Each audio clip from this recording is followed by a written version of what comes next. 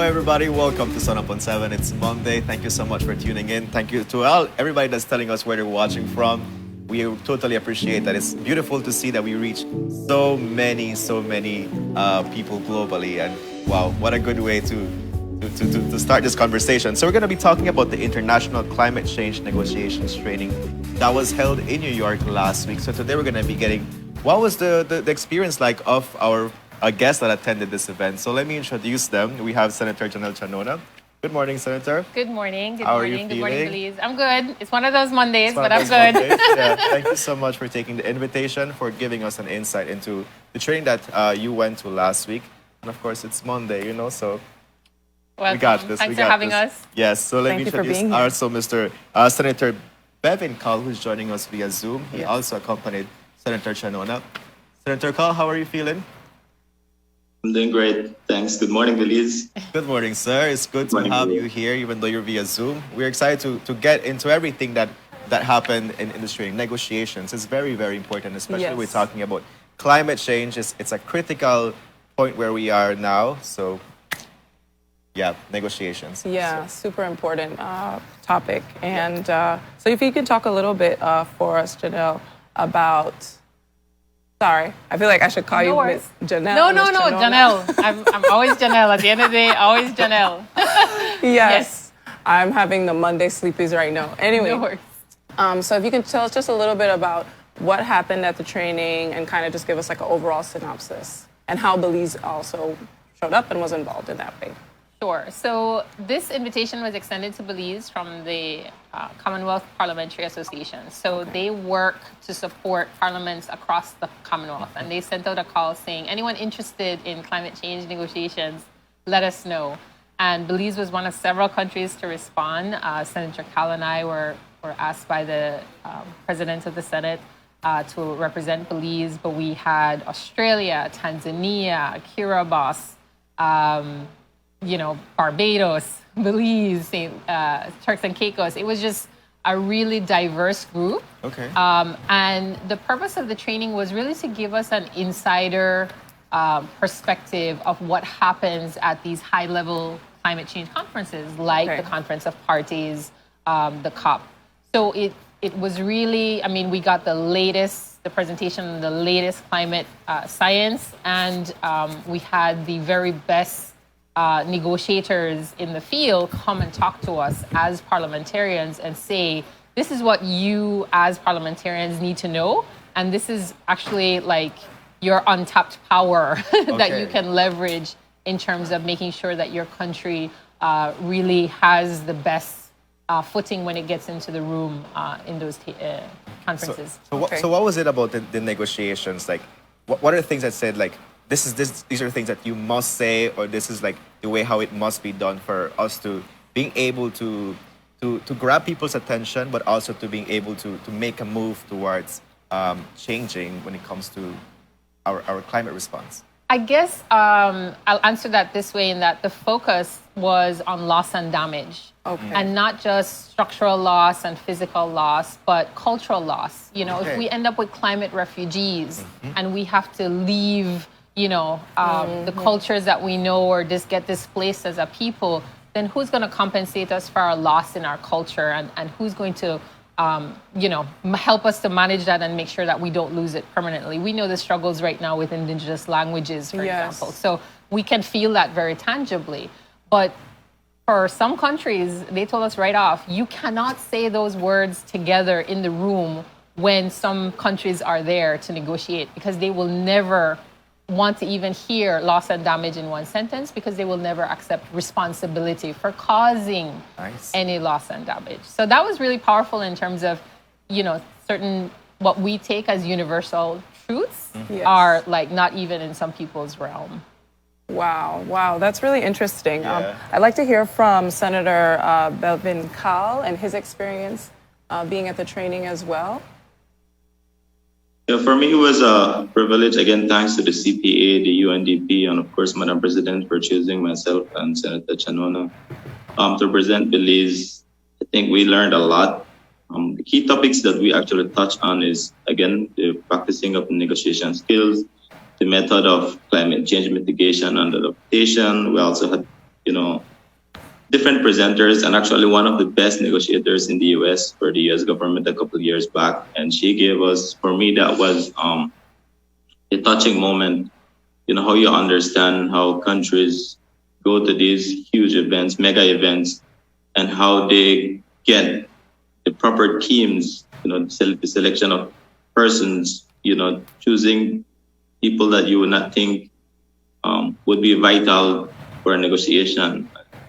For me, that was really touching. We've learned a lot. Again, getting a lot of feedback and input from different parliamentarians from around the region. And of course, UNDP had so many people that gave us presentations, vital presentations on climate change. And of course, like my colleague mentioned, loss and damage financing is a topic that we actually did a mock negotiation on, and it's something that would be big for COP 27 that's coming. So that's something that we want to look out for as well. For me, it was a great experience. Thank you so much, Senator Carl, for sharing your experience at this forum. And, talking about the loss and damage thing, and I feel like that was like the key connection to connect with humans and have them got this awareness of the impact of climate change, right? So how now in terms of negotiation, how important is that for you to being able to link climate change and its loss and its effect on people by giving them this human connection? How do you feel that transforms the advocacy? Is it overwhelming? I think that the strongest tool in the toolkit for the small island states, and actually Senator Carl was the mock lead for the Alliance of Small Islands in the training that we had. And, it became, especially because he's speaking from Belize, so it was very real to him. And he said, he was so glad he got that, right, that role. But they did share, that's what small islands bring all the time, the heart.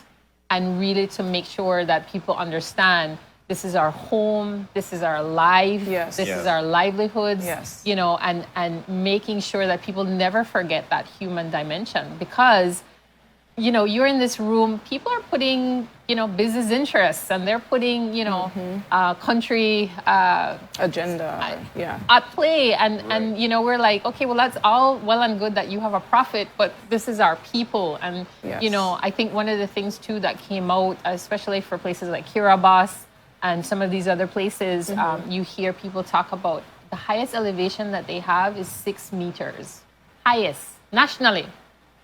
So you're talking about like a house top, an average house top, wow, 20 feet.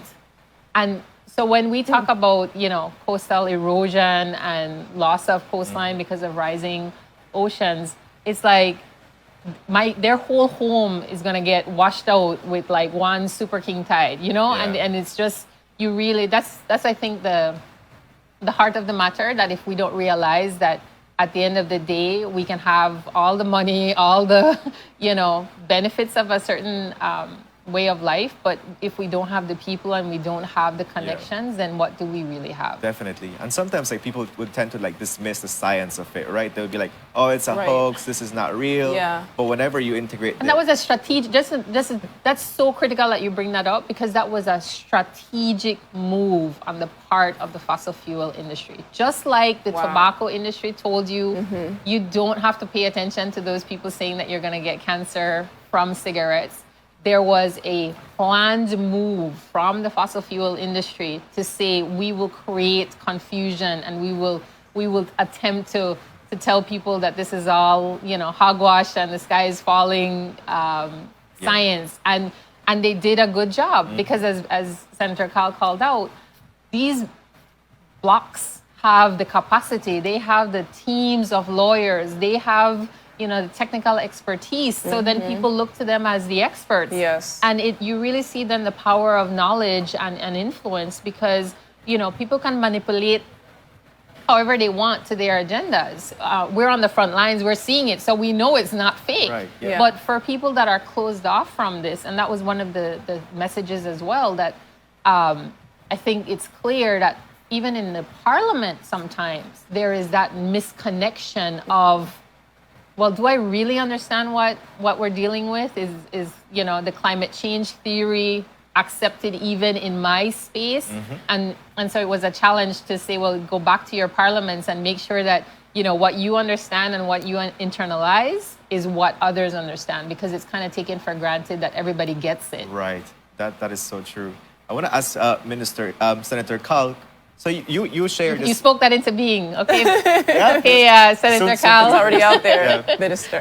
Yeah, Senator Cal. So you share the space, as how Janelle mentioned, with different countries, going through similar or different situations when it comes to climate change. Is there maybe a best practice or a takeaway that you get from other countries that you're able to apply in Belize when it comes to climate change negotiations? Well, I think that most of us were on the same page, and the negotiation was actually a lot new to almost everyone. I mean, I don't think anyone has that real negotiation experience in that room. But however, we got a lot from the presenters, and that is at least sentiment that I got from our colleagues that were attending. But of course, we did a lot of networking, and we look forward to getting some ideas from them on how they're battling climate change in their region. For me, that is more important. That's how we go ahead battling climate change, and a lot of them are actually also suggesting that we, come together as a group and see how our voices can be heard more on the national level and international level.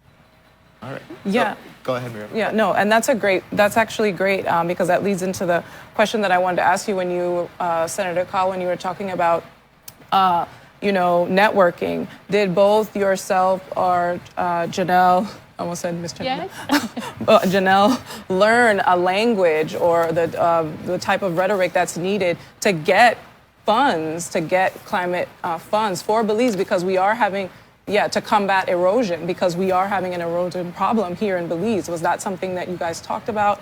Was that something that you were going to gain funds on or something like that? Well, I mean, to start, go ahead, David. Go ahead. Yeah, well, first of all, this was a workshop on networking. And when we got there, we started our networking procedure, I believe, if I can use that term, with the presenters, because we had so many presenters, and of course with our colleagues from the region. And all of us are actually looking for the same thing. Some of our countries are doing a bit better than others, but when you really speak to these leaders, you get to really understand that there are some places that are really, really being affected by climate change. Like Janelle said, one of our colleagues was telling us that their highest elevation was only 90 feet, and so that speaks volumes. Even when it comes to the sargassum, the seagrass, that has been a big issue for them. And like our economy, they're dependent on the tourism industry. So basically, all of us share the same sentiments of the issues that we're facing, and the main goal is that how can we get financing to one, mitigate this problem, and how we can, adapt to it. And of course, we're talking about livelihood. Like Janelle said, when I spoke on behalf of the Association of Small Island States, I told them that this is coming from the heart. This is not a mock. This is something that we're facing. This is something that is real. This is reality for us. And, basically everyone in the room shared that sentiment, where we want to know how we can try to get, funds from these developed countries who are causing the problem. We're actually, we're the one that is being affected. And if you realize that in fact, the small island states in the region only contributes to less than 1% of the greenhouse gases, the entire world's greenhouse gases. So, that speaks volumes. Definitely. Okay, thank you for that response. Yeah. I had a follow-up question. Okay, go Did you want to go, No. Kevin? Go ahead. Go ahead with your follow-up question. Okay. Yeah. It was about, because you both received this training, and this is a question for you both, Will either of you or both of you be sent to COP 2027 to represent Belize? Are we talking negotiations? Yeah, Yes. because then you get the training, you get the Hey, skills. great. Like now you Should we have expect you at that the table? force to go and represent us with the passion. Not that you're not doing that already. No, I thank you for that. I would fully support Senator Cal going to the You need for Egypt, man. Yes. Egypt trip. I think, it's the thing is loss and damage as a finance facility is a live issue. Yes. This is actually something that was brought up in Bonn, Germany, which is the meeting held in June ahead of the COP, and it's a proposed agenda item. And it was just, I think, surreal that, we have to have negotiations around an agenda item. But then, you start to get into it and you realize, once you start to put things to paper, people really need to know, like, every single word definition. Right, And I'm we know sure. here, words have meaning, and shall Yes. and must and, Yes. and will. So that was a really interesting part of the training as well, that, every single thing matters, and that there are people in the room paying attention to body language. There are people, noting, emotion and tone. And so it's really, I think, Senator Cal raised, it really strikes a chord in terms of the importance of unity, because, we can't think that we go in there as just Belize. Yes, we take our strengths and we take everything the heart that we bring to the table, but it's really about how do we make sure that we create that unity and make sure that we leverage so that things like a new loss and damage facility, which would be over and above adaptation, over and above, all the other funds that are being discussed, unfortunately still pending. The $1 billion fund is still not financed, but really about making sure that we create that, because it was so interesting to me that even as developing countries, it's not automatic that all the developing countries or who are classified as developing countries vote together. That's not a given. There are all these dynamics happening on the floor, ahead of the meeting, outside the meeting, in caucus, over lunch, kind of a thing. And you really, I think that's why the heart element is so important, because at the end of the day, you realize a lot of this is our people, managing people. Yes. And, if we can hit there, and hopefully all the expertise in the room can find words that everybody can live with, then these critical funds like loss and damage finance facilities can be created, because, as I said, we are on the front lines, and we know that we need access to these funds. Yes. To make sure. And I think, I read recently that the person who will live to be 150 years old has already been born. And to me, that just said, we can't manage these resources as if though it's 5 years or 20 years or even 50 years. We have to be thinking long term. And it has to be that we're ready to make the choices today so that we have a choice. And we, at Oceana, we talk all the time about, making sure that future generations can enjoy this. And, Senator Cal is a dive master by day. And, so he sees, through tourism, through fishing, he sees these resources. And, it's so important that, his family and his daughter gets to see that, and that her children deserve to see that, So that's, again, the heart element of, we're in this for the long haul, and making sure that everybody gets and understands that very clearly. Yeah, no, for sure. Like, and talking about that heart element, we're talking about loss and damage, and if we bring it home, we can think about the situation with erosion that's happening in Barranco, for instance, right? So if you were Countrywide, yes. But yeah, that's true. But we saw the recent Silk Keys, situation, that is and so we true. know Monkey River and Right. Dangriga. It's across, and that's the coastline. Imagine out at the Keys and what we're dealing with. Right. So if we can bring that home for folks to grasp, the outcomes and the benefits of attending this training, what would like loss and damage reparations would mean and would translate to in Belize if we were to ever bring that to the negotiation table when it comes to erosion? How would that play out? Well, these are the steps. So we were explained that, or we were made to understand that, first there has to be a universally accepted definition of what loss and damage is, because Okay. we need to define it so that then people have a criteria to say, okay, yes, you qualify for loss and damage, and then something triggers. Okay. But this is the thing. We're running out of time in terms of Exactly. like this is happening, as you said, this is happening now, Yes. and we're feeling it now, and we're losing coastline now. So how do we make sure we play a role in accelerating that and making sure that the science is endorsed, it's accepted, whatever it is, the definition is created, agreed upon, accepted, and then we move on to actually setting up the fund and getting access to the fund. And I think that was a big takeaway across the training, that like we don't have time to be languishing. And some of these treaties globally, the Kyoto Treaty and 34 years in the making kind of a thing. And well, how do we reconcile that? Okay, yeah, we need to talk about things. We need to make sure that things are happening, but how do we make sure they're happening as fast as we need it to happen?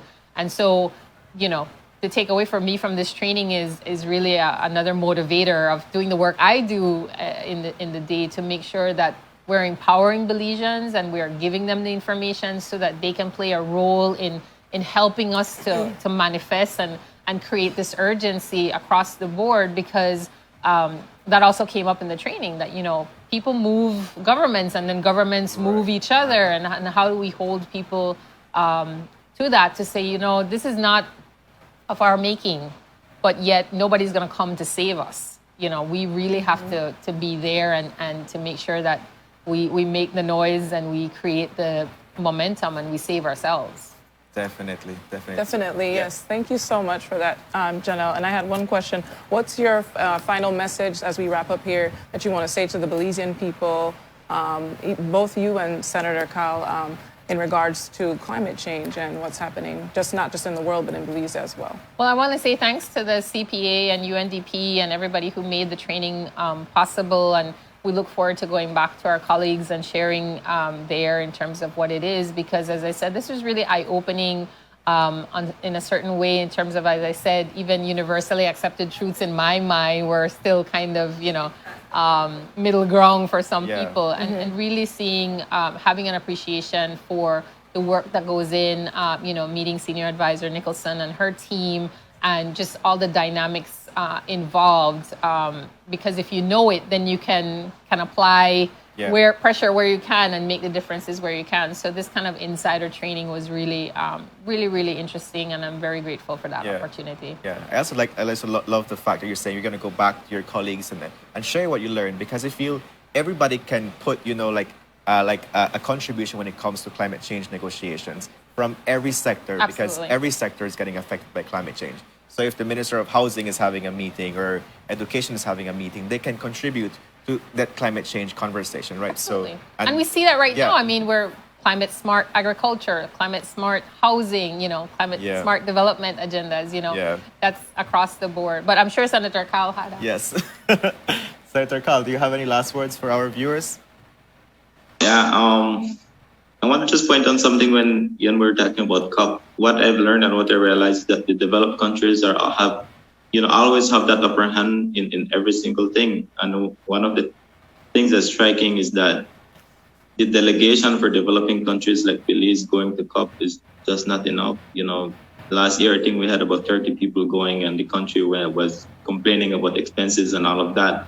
But when you really realize and sit down and understand how negotiation happen, you would realize then that as a country, that 30% is not enough for delegation to go to COP, because these countries, the developed countries, can literally afford every single meeting that's happening at COP. So that is something to point out on. But for me, on climate change, we're all stakeholders in climate change, and the only way we can solve this is if everyone do their part. Slightest thing you can do to help mitigate climate change will help. Recycling, picking up of garbage, replanting. Because trees is essential for mitigation of climate change. So, again, that's something I think the key message here is that we all need to do our part. Every single person living in this world has to do their part, and that's the only way, we will mitigate climate change. Because we can go to all of these meetings, all of these negotiations, and everything will just be on paper. Mm-hmm. But if we can get to it, everybody can get to it and do their part, then I'm sure we can see a big. Definitely. Thank you. Thank you for sharing that message. Everybody has a role to play when it comes to addressing the effects of climate change. I mean, you can take a step now and do something meaningful towards addressing that, right? Just a parting shot in terms of everybody having a role to play. One of the things I want to invite people to check out, and Prime Minister Briceño actually brought this up in his presentation to the UN Ocean Summit recently. There are these things being planned that are being called carbon bombs. Okay. So we talk about emissions, and there are global projects by the private sector that will release about 20 years of emissions in less than 7 years. And this is being done by the private sector, so the fossil fuel sector. And they're investing $100 million a day on these projects. And, you know, it was clear in these presentations, and we talked about this a little, it's really about the fact that the industry is betting that countries won't get together and say, you know what, we just need to fix this. Wow. So you think about that. Somebody's betting $100 million US a day that we won't realize that, you know what, if we don't change how we're living, how we're dealing with these things, we're literally going to be underwater and just, you know, dealing with more droughts, more fires, you know, more disastrous climate-induced events. They're more betting erosion against us. So we really need to rise to the challenge and say, call them on that bet. Definitely. So like this negotiation training was very opportune for that. So I mean, we hope that it translates. I mean, you sent her the CSOs. I hope it translates to them. You know, like build that army, if we can say that, to being able to better negotiate our livelihood. Because I mean, loss and damage, like it really sticks out. You know, it's very critical for us to go ahead and do that. So we look forward to more conversations with you. What's going to be continuing with climate change negotiations. Senator Carl, thank you so much for joining us via Zoom. So at this point, we take a break. So we'll be right back with more exciting conversations. Stay tuned with that.